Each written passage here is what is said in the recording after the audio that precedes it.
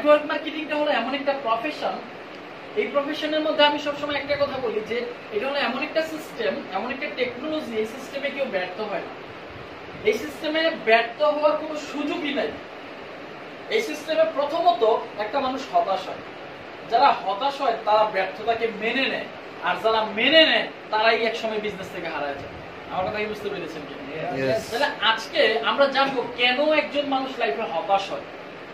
আসলে একটা মানুষ যে লাইফে কষ্ট পায়, হতাশ হয়, নেগেটিভ হয়, এটার পিছনে দায়ী কি, কে দায়ী, এবং কোন ব্যক্তিগুলা জীবনে সফল হয়, আমরা এই সাবজেক্টগুলো নিয়ে আজকে আমরা জানার চেষ্টা করব। আমাদের সর্বপ্রথমে জানতে হবে পৃথিবীতে কারা নেগেটিভ হয়, বা কারা হতাশ হয়, বা কারা কষ্ট পায়। পৃথিবীতে নেগেটিভ বা হতাশ বা কষ্ট তারাই পায় যারা পরনিয়ন্ত্রিত, যারা অন্যের দ্বারা নিয়ন্ত্রিত। আর পৃথিবীতে তারাই সাকসেসফুল হয়, পৃথিবীতে তারাই সফল হয় যারা স্বনিয়ন্ত্রিত, আত্মনিয়ন্ত্রিত, নিজের দ্বারা নিয়ন্ত্রিত। এখন আমি যদি আপনাকে প্রশ্ন করি, আপনি কি স্বনিয়ন্ত্রিত নাকি পরনিয়ন্ত্রিত? আপনি বলবেন ভাইয়া আমি তো স্বনিয়ন্ত্রিত, কারণ কেউ বলতে চায় না ভাই আমি পরনিয়ন্ত্রিত। তাইলে আমি এবার একটা এক্সাম্পল দিলে আপনি বুঝতে পারবেন আসলে আপনি স্বনিয়ন্ত্রিত নাকি পরনিয়ন্ত্রিত। পরনিয়ন্ত্রিত ব্যক্তিরা এই সেক্টর থেকে কখনোই সাকসেসফুল হতে পারবে না। আসেন আমরা আজকে একটা এক্সাম্পলের মাধ্যমে ক্লিয়ার হই স্বনিয়ন্ত্রিত বলতে আমরা কি বুঝি এবং পরনিয়ন্ত্রিত কাকে বলা হয়। ভাইয়ের নামটা কি? একটু জোরে বলেন প্লিজ। মোহাম্মদ মানিক ভাই। মানিক ভাই এমন একজন ব্যক্তি যিনি সব সময় আমাকে নিয়ে পজিটিভ আলোচনা করে, আমাকে নিয়ে ভালো ভালো মন্তব্য করে, মানুষের সাথে আমাকে নিয়ে প্রশংসা করে। আচ্ছা আমি কি মানিক ভাইয়ের প্রতি কষ্ট পাই নাকি খুশি হই? খুশি।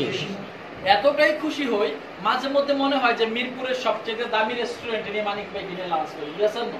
ইয়েস। ভাইয়ের নামটা কি? আল আমিন ভাই।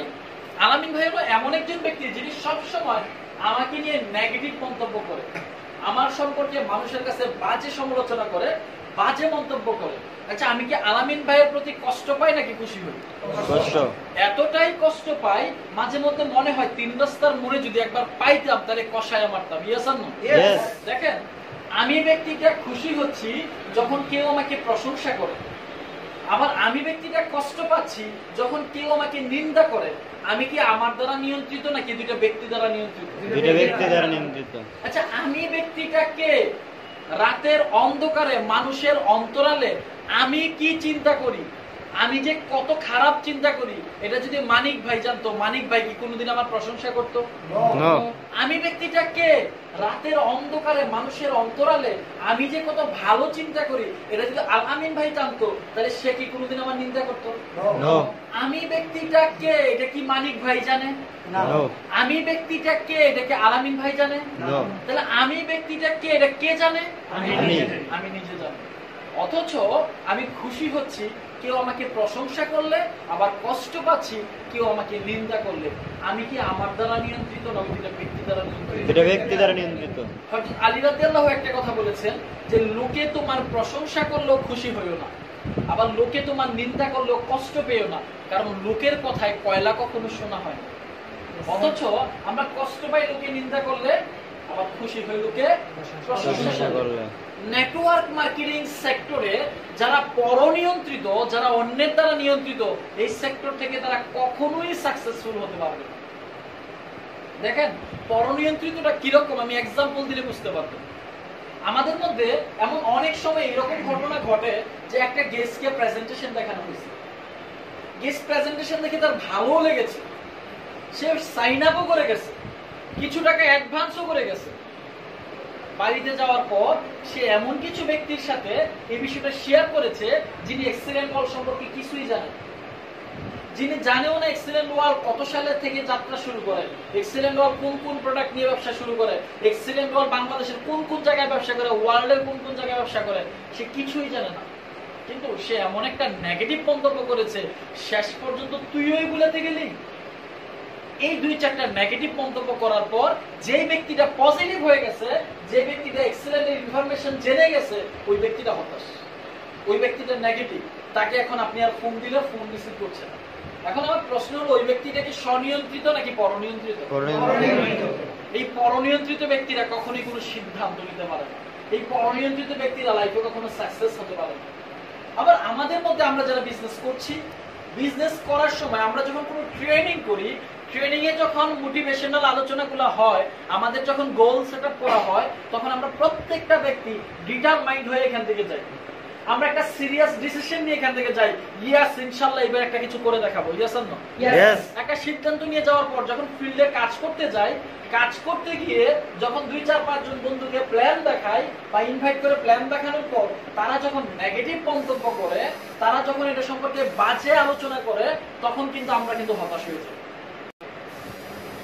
যেই ব্যক্তি এক্সিলেন্ট ওয়ার্ল্ড সম্পর্কে কিছুই জানে না, তার নেগেটিভ কমেন্ট শুনে আমরা হতাশ হয়ে যাচ্ছি। যে ব্যক্তির এখান থেকে সিদ্ধান্ত নিয়ে গিয়েছিলাম যে এবার আমি এক্সিলেন্ট ওয়ার্ল্ড থেকে ভালো কিছু করব। আমার কথা বুঝতে পেরেছেন? তাহলে আমি কি আমার দ্বারা নিয়ন্ত্রিত নাকি ওই 5টা বন্ধু দ্বারা নিয়ন্ত্রিত? 5টা বন্ধু দ্বারা। নেটওয়ার্ক হতে পারবে না, কারণ তারা পরনিয়ন্ত্রিত। আপনাকে মনে রাখতে হবে আপনার ভাগ্য ওই 5টা-10টা ব্যক্তির হাতে না, যাকে প্ল্যান দেখানোর পরে জয়েনিং হয় না। আপনার ভাগ্য হলো আপনার কর্মে। আপনার ভাগ্য কোথায়? কর্মে। আল্লাহ বলেছেন যে আমি ততক্ষণ পর্যন্ত কোনো ব্যক্তি বা জাতির ভাগ্যের পরিবর্তন করি না, যতক্ষণ পর্যন্ত সে নিজেই নিজের ভাগ্য পরিবর্তন করার জন্য কাজ না করে। আমার কথা বুঝতে পেরেছেন? তাহলে আপনার ভাগ্য কোথায়? এটা কে বলেছেন? সৃষ্টিকর্তা বলেছেন যে তোমার ভাগ্য তোমার কর্মে, তোমার ভাগ্যের পরিবর্তন আসবে তোমার কর্মের মাধ্যমে। আবার আল্লাহ বলেছেন নিশ্চয়ই আমি ধৈর্যশীলদের মধ্যে বিরাজমান। তাহলে আপনাকে সাকসেস হতে গেলে আল্লাহ 2টা কথা বলেছেন। একটা হলো আপনাকে কাজ করতে হবে, দ্বিতীয়ত আপনাকে ধৈর্যের সহিত কাজ করতে হবে। কিসের সহিত? ধৈর্যের সহিত কাজ করতে হবে, ধৈর্যের সহিত। কিন্তু আমরা যখন 2-4-5টা বন্ধুকে প্ল্যান দেখাই, তারা যখন জয়েনিং হয় না, তারা যখন নেগেটিভ মন্তব্য করে, তারা যখন ফোন রিসিভ করে না, তখন আমরাই নিজেকে নিজে নেগেটিভ করে দিচ্ছি। আমরাই নিজের মধ্যে হতাশা ক্রিয়েট করছি, আমরাই নিজেদের মধ্যে কষ্ট ক্রিয়েট করছি। একটা সময় বিজনেস থেকে হারিয়ে যাচ্ছি। আপনি যারা ফোন দিলে ফোন রিসিভ করছেন। নেটওয়ার্ক মার্কেটিং প্রফেশন থেকে সফল হওয়ার প্রথম শর্ত হলো স্বনিয়ন্ত্রিত হইতে হবে। সফল হওয়ার প্রথম শর্ত আপনাকে স্বনিয়ন্ত্রিত হইতে হবে, আত্মনিয়ন্ত্রিত হইতে হবে, নিজের দ্বারা নিয়ন্ত্রিত হইতে হবে। বুঝতে পেরেছেন কিনা? আমরা কি স্বনিয়ন্ত্রিত হতে পারবো? Yes. ইনশাআল্লাহ।